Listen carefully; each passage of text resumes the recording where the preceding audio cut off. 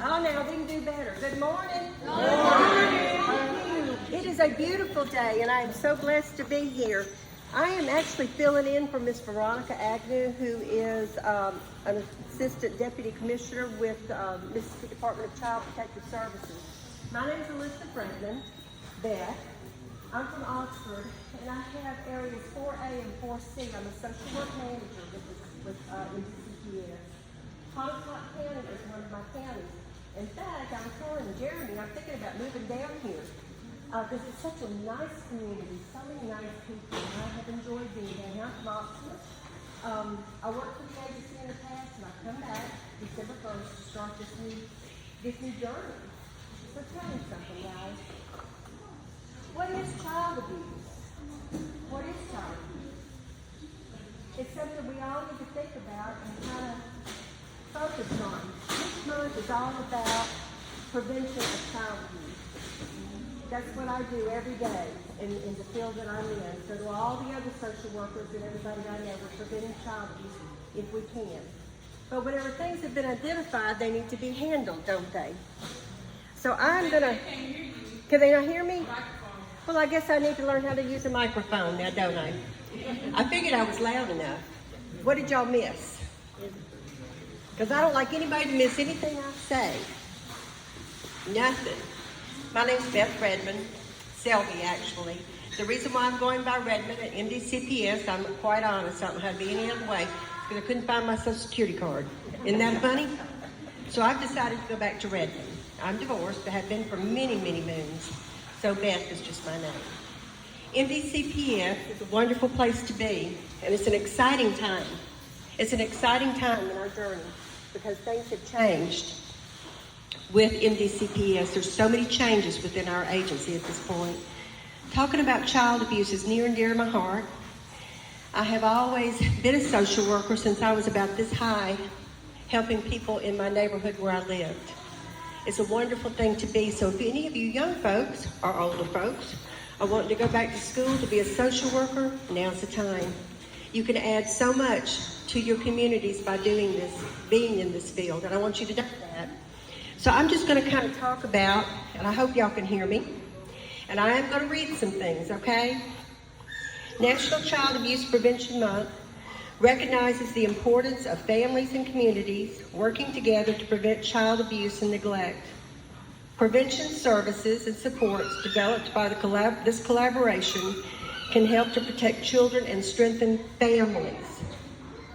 It's all about child abuse, but whenever we talk about child abuse, we're talking about a holistic approach in helping our families, not just about trying to reunify, but actually strengthen our communities by working with our families. It's very important that we realize that. Working a child home is where I come from. Reunifying, if we can, with their own families. And that's very important. I'm going to start off by reading a book. And it's a little book. It says, "A terrible thing happened." Okay? And this is very elementary, but it can be used in therapy, which I was a therapist for like 5 years, and I use this book a lot. It's just a very short little book. And this is about a child that actually witnessed something. Children witness that whenever they are abused also, and other children in the family witness abuse. So I'm just going to read this to y'all, if that's okay with you, okay? A terrible thing happened. And I'm going to try to do this and do the microphone at the same time.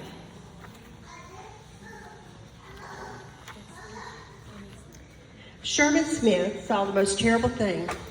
He was very upset. It really scared Sherman to see such a terrible thing. And you can see his little picture. I don't know if y'all like to be read to. I always love to be read to, even today. Can y'all still hear me? Maybe I don't need to be moving around, right? Right. Okay. Sherman did not like feeling so afraid. He did not want to remember what happened. So Sherman decided not to think about the terrible thing he saw. Sherman thought that would make him feel better. At first, the plan seemed to work. Sherman woke up every morning, he brushed his teeth, and he went to school. And you can see little Sherman.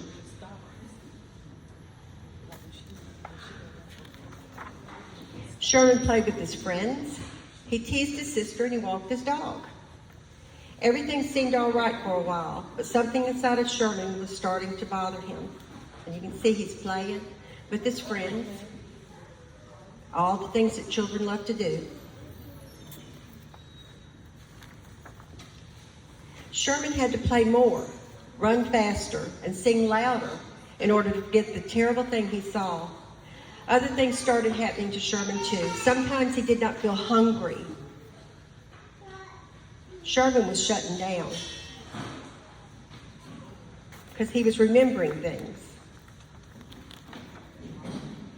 Sometimes his stomach hurt or his head hurt. Sometimes he felt sad, but he didn't know why. And you can see he's sitting up under that tree and he's trying to figure it out. You ever do stuff like that? I do today.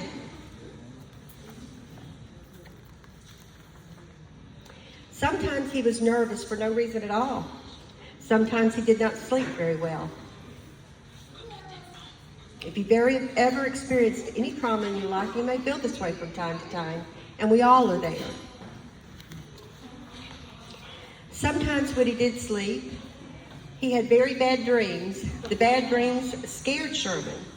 All of these things made Sherman happy. It seemed like Sherman was angry all the time. It just didn't make him happy.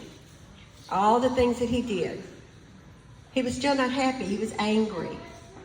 Y'all ever get angry sometimes whenever something's happened to you? Sherman started getting into trouble at school. Sometimes he felt so angry that he did mean things. Getting into trouble so often made Sherman feel bad. You ever been there? I was that quiet little kid at school. Sometimes I might have been a little angry about things, and so I was just quiet. Sherman did not understand all of his bad feelings. He felt confused. Sometimes parents help children figure out their feelings. Sometimes teachers or other grown-ups help. That is how Sherman met Miss Maple. Miss Maple helped Sherman think about his feelings. She listened while Sherman talked to her. They played while they talked. Sherman did not feel as mixed up when he talked to Miss Maple. And that was probably a school support therapist. There are all kinds of programs available to help people whenever they're going through trauma. Once, when Sherman and Miss Maple were coloring, she told him to draw a picture of how he felt when he was angry. This seemed like a strange thing to draw, but Sherman did it. After that, Sherman drew lots and lots of pictures. Pictures of pain in his stomach, pictures of the bad dreams. He had pictures of the fear he felt. You see, Sherman just went to work. He went to work drawing everything that he was feeling on the inside. Sometimes kids have a hard time, or adults, talking about things. And at last, pictures of the terrible thing he saw. Sherman and Miss Maple talked about the pictures he asked, and he asked if the terrible thing he saw was his fault. Sherman said he worried a lot about that. No, Miss Maple told Sherman, it was not your fault. They're sitting there and she's telling him that, and he's listening. Simple things sometimes, simple things.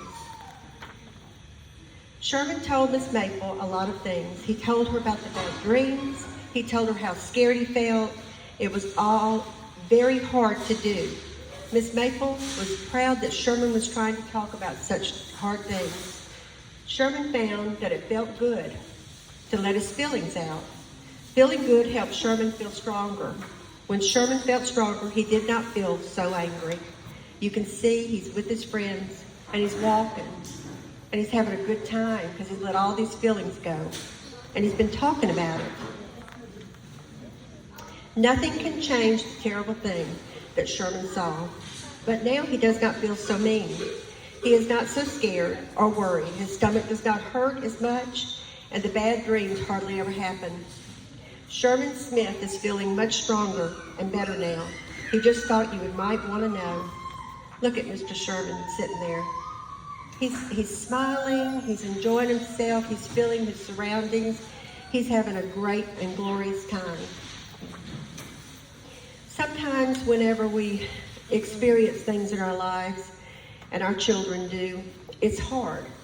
and finding a way to talk to them and understand them is an important goal for all of us. I'm going to read you one more story, and then we're going to talk about what child abuse is. This is Sophie's story. No one knew what was happening until the house was raided. This is from her perspective. My experiences of being neglected as a child are with me every day. No one was there most of the time, and even when they were there, they weren't properly there as they should have been. It was just hard. Mom wouldn't even notice whether I had or hadn't gone to school, as she was always upstairs, smashed out of her face. I wanted to go to school, as I didn't want a life like my parents. I had tried to speak to schools, but they thought that because I was the good kid, there wasn't really much going on. I think that children who are neglected might have a second life when they are at school or with their friends, because if you put on a smile on your face and pretend that everything is okay, then for a moment, in that time, you're okay. I often felt low, and one of my lowest points was when I tried to go and speak to my mom and dad about their drug use. They denied it all and just kept yelling and yelling, so I left. I didn't know what I was going to do.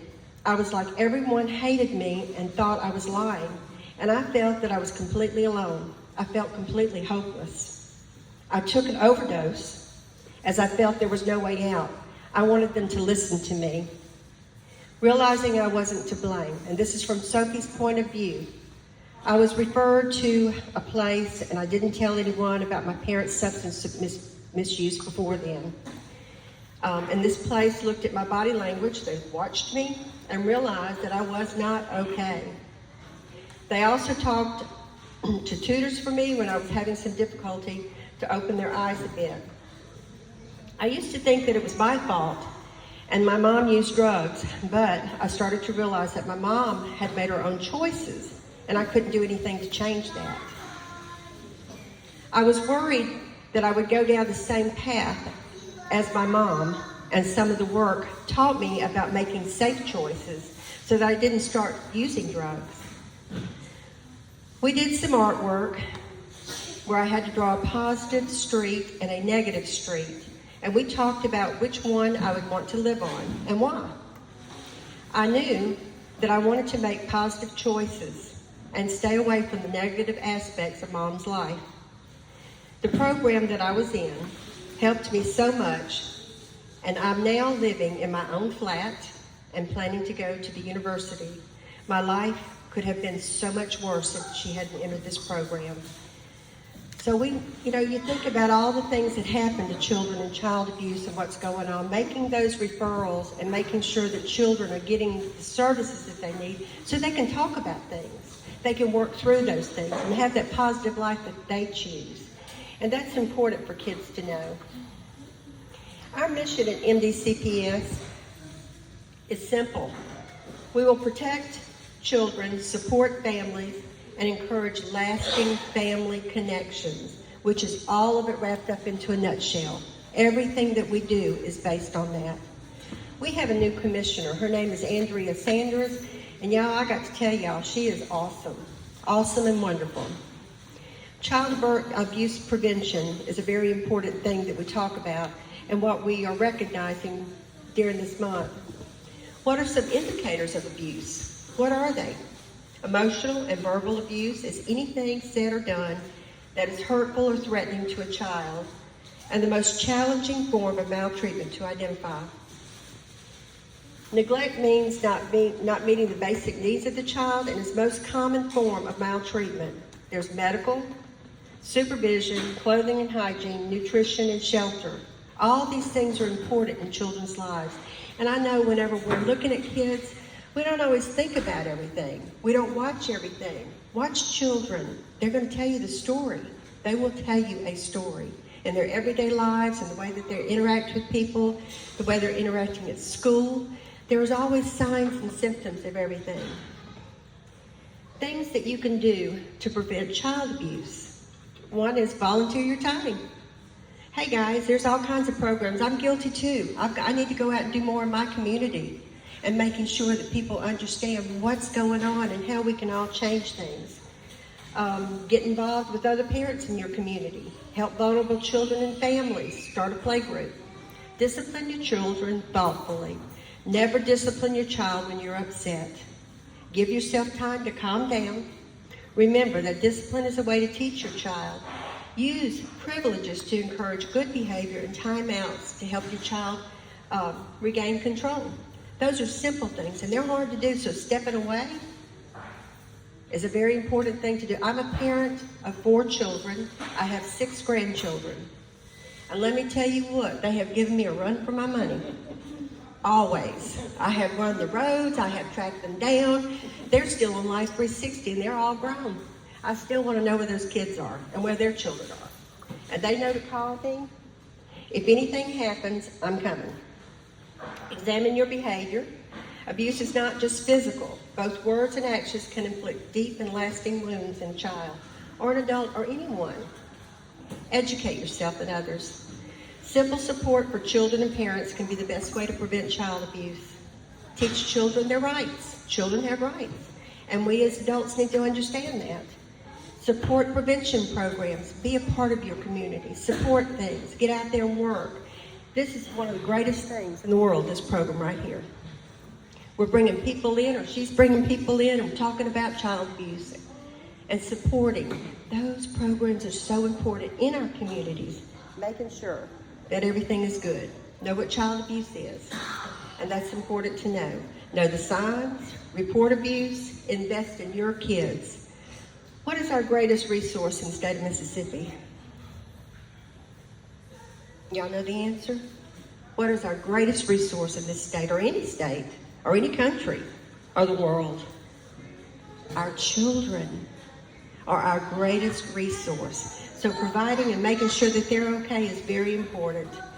Now I want to read something to you too. Who is legally required to report abuse and neglect? Do we leave it up to just social workers? I'm a social worker. I report. Yeah, I'm going to make reports. That's my duty. In accordance with Section 43-21-353 of the Mississippi Code of 1972, any attorney, physician, dentist, intern, resident, nurse, psychologist, social worker, family protection worker, family protection specialist, child caregiver, minister, law enforcement officer, public or private school employee, or any other person having reasonable cause to suspect that a child is neglected or abused. We're all mandated reporters. And that's what people don't understand. If you suspect alleged or suspected abuse, you can make a report. Does everybody know how to make a report? You can call. There is a number. It's 1-800-222-2000. You can also go on Mississippi Department of Child Protective Services website, and you can make a report that way. If we all get together and we lean on each other and we do things that we need to do and provide for our children, and we work together in our communities, we can raise our children to be whatever they want to be. Anybody ever tell y'all that? You can be what you want to be in life.